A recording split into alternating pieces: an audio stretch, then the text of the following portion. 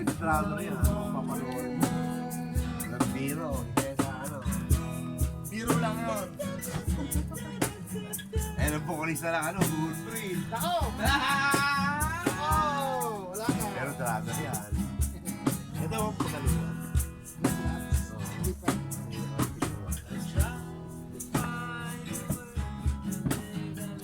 Ang basa ano eh, ano lang siya. Simple, pero ano yan. Diyosa, simple lang.